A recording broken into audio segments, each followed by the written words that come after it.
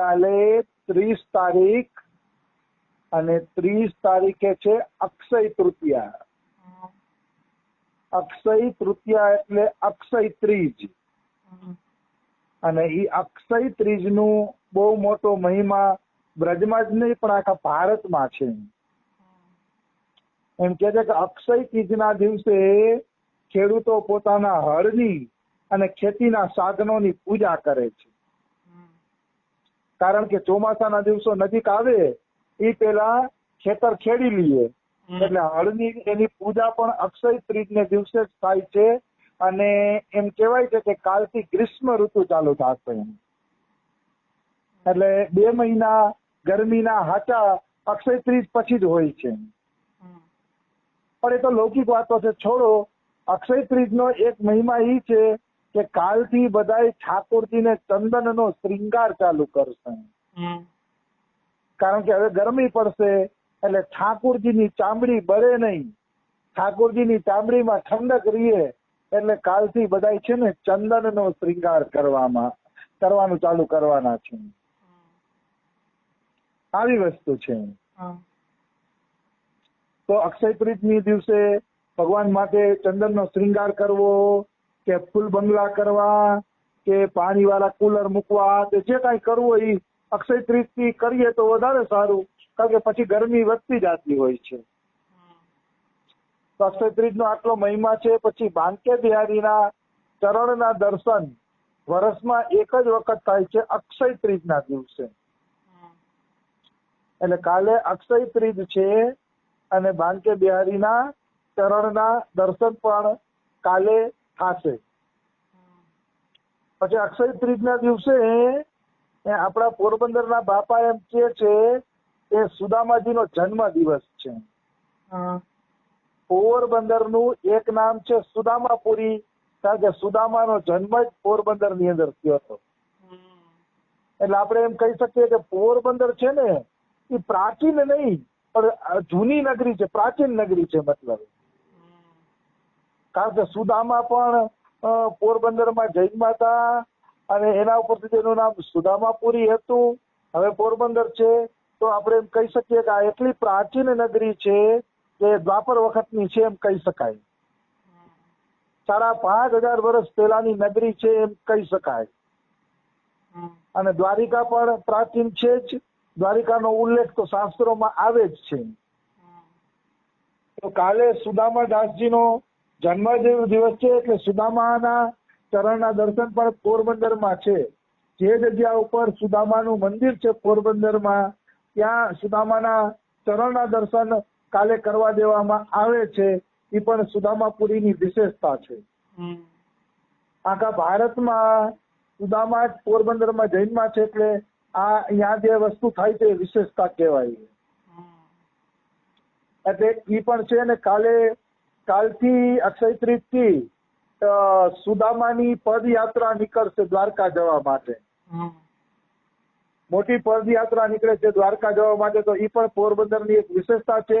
અને ઘણા લોકોનું એમ કહેવાનું છે કે કાલના દિવસે અક્ષય ત્રીજના દિવસે સુદામાએ દ્વારકા તરફની યાત્રા કરી એવું પણ કહેવાય છે. જે કઈ કથા હોય પણ ઈ બાને પણ લોકો કાલે પોરબંદરથી દ્વારકા જશે એ ખુશીની વાત છે કે ઈ બાને લાખો લોકો ચરણ રામ તીરથ ચલી જાહી, રામ બસુ તિન કે મન માહી.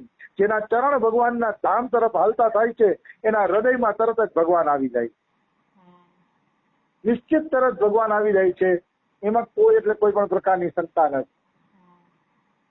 એટલે ભાવે કુભાવે પણ લોકો જો દ્વારકાના દર્શન તરફ આગળ વધતા હોય તો એ પણ સૌભાગ્યની વાત છે. ભાવે કુભાવે તો ન કહેવાય, ભાવે જ કહેવાય. કારણ કે ભાવ હોય એ જોડાતા હોય, કુભાવ વાળા થોડા જોડાવાના છે. એટલે કાલે ભાવથી પોરબંદરથી દ્વારકાની યાત્રા પણ નીકળશે સુદામાપુરીથી. એ પણ એક ગૌરવની વાત છે અક્ષય ત્રીજની. બાકી તો અક્ષય ત્રીજમાં ઠેકાણે અનેક પ્રકારના ઉત્સવો થતા હોય, જે લોકોની જેવી ભાવના હોય એ પ્રકારે ઉત્સવ થતા હોય. પણ અક્ષય ત્રીજની બીજી બે વિશેષતાઓ એ છે કે અક્ષય ત્રીજમાં પરશુરામજીનો જન્મ દિવસ છે અને અક્ષય ત્રીજમાં નર નારાયણનો પણ જન્મ દિવસ છે. તો એની આપણે થોડીક વાત કરીએ. તો પેલા નર નારાયણ ની વાત કરીએ કે ભાઈ આ નર નારાયણ વાસ્તવમાં કોણ છે. તો ધર્મના દીકરા છે નર અને નારાયણ. ધરતીમાં સુખ વધે એટલા માટે તપસ્વીના રૂપે એ લોકોએ જન્મ લીધો છે, નર અને નારાયણ. અને આજે પણ બદ્રિકાશ્રમમાં, બદ્રીનાથ કેદારનાથમાં નર નારાયણ તપસ્યા કરે છે. આજે પણ શું કામ તપસ્યા કરે છે? તો કે જગત કલ્યાણ માટે. અને જગત કલ્યાણની એની તપસ્યા સાચી છે. અને ઈ નર નારાયણ કોણ છે? તો કે અર્જુન અને કૃષ્ણ છે. ઈ નર નારાયણ અર્જુન અને કૃષ્ણ બનીને ધરતી ઉપર અવતાર લે છે અને આ ધરતીની રક્ષા કરે છે. કેવી રીતે? હું તમને વાત કરું.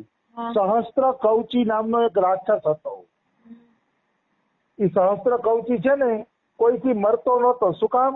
તો કે એને 1000 કવચ હતા. અને એમ કહેવાય છે કે કોઈ એનું કવચ તોડી નાખે ને તો એ મરી જાય. તો 1000 કવચ હતા તો 1000 વખત કોણ મરવા તૈયાર થાય? અને બધા એનાથી ડરતા હતા.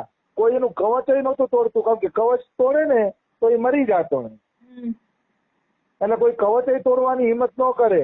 એટલે સહસ્ત્ર કવચીનો ત્રાસ વધી ગયો હતો. તો બધા દેવતાઓ નર નારાયણ પાસે આવ્યા અને કીધું કે તમે સંસારના કલ્યાણ માટે અવતાર લીધો છે, સંસારના કલ્યાણ માટે તપસ્યા કરો છો, તો તમે કઈક આમાંથી ઉપાય કરો. તમે એવો કઈક ઉપાય કરો કે જેના કારણે છે ને આ બધું બચી જાય. તો નર નારાયણ કે ઠીક છે, અમે કઈક ઉપાય કરીએ છીએ. હવે નર નારાયણ છે ને સંજીવની વિદ્યા આવડે છે. એટલે પેલા નારાયણ સહસ્ત્ર કવચી સામે લડ્યા. નારાયણ લડ્યા ને એટલે એક કવચ તોડી નાખ્યો તો નારાયણ મરી ગયા. નારાયણ મરી ગયા ને એટલે નરે સંજીવની વિદ્યા લઈને જીવતા કરી દીધા. અને નારાયણે કીધું કે હવે તમે ઠાકોડો ખાઈ લ્યો, હવે હું લડી લઉં. પછી નર લડ્યા. નર લડ્યા ને તો એક કવચ તોડ્યું તો નર મરી ગયા. નર મરી ગયા તો નારાયણે સંજીવની વિદ્યા લઈને જીવતા કરી દીધા. એમ કરતા કરતા બે એકબીજાને જીવતા કરતા કરતા કરતા સહસ્ત્ર કવચીના 1000 માંથી બધાએ તોડી નાખ્યા. એક જ રહ્યું કવચ. એક કવચ રહ્યું ને એટલે સહસ્ત્ર કવચી ભાગ્યો કે હવે તો એક જ કવચ રહ્યું છે, આનાથી પોતાવ નહીં થાય. એટલે સહસ્ત્ર કવચી ભાગ્યો ને ઈ જ સૂર્યનો દીકરો કર્ણ થઈને આવ્યો. ઈ જ સહસ્ત્ર કવચી રાક્ષસ સૂર્યનો દીકરો કર્ણ થઈને આવે છે. અને કૃષ્ણ અને અર્જુન નર નારાયણ નો અવતાર છે. ઈ જ કર્ણને મારે છે અને પાછલા જન્મનું વેર છે ને એ પૂરું કરે છે. ઈ જ પાછલા જન્મનું વેર પૂરું કરે છે. એટલે કૃષ્ણ અને અર્જુન છે ને એ નર નારાયણ જ છે. આટલે આ નર નારાયણ જગતના કલ્યાણ માટે અવતાર લીધેલો છે અને આ રીતના એ કાર્યો કરે છે. બીજી ટૂંકમાં વાત કરું નર નારાયણની, તો નર નારાયણને કામ વિજય માટે શ્રેષ્ઠ ગણવામાં આવે છે. કારણ કે આજ સુધી કોઈ દી એનામાં કામ ઉત્પન્ન થયો નથી. ઇન્દ્રને એમ થયું કે આ નર નારાયણ તપસ્યા કરીને ક્યાંક મારું રાજ્ય ન પડાવી લઈએ. એટલે ઇન્દ્રએ શું કર્યું? ઇન્દ્રએ એની તપસ્યા ભંગ કરવાનું નક્કી કર્યું. ઇન્દ્રએ એની તપસ્યા ભંગ કરવાનું નક્કી કર્યું તો 1000 અપ્સરાઓ મૂકી એને. 1000 અપ્સરાઓ મૂકી, એ નાચ્યા ગાયા કેટલું કર્યું, પણ આનામાં કામ ઉત્પન્ન ન થયો. એટલે અપ્સરાઓ લજ્જિત થઈ ગઈ કે આના અંદર તો કામ ઉત્પન્ન થતો નથી, હવે શું કરવું? ત્યારે નારાયણે શું કર્યું? પોતાનો હાથળ ચીરો. હાથળ ચીરો એટલે હાથળને સંસ્કૃતમાં કહેવાય ઉરુ. ઉરુ ચીરી અને એમાંથી ઉર્વશી નામની અપ્સરા કાઢી.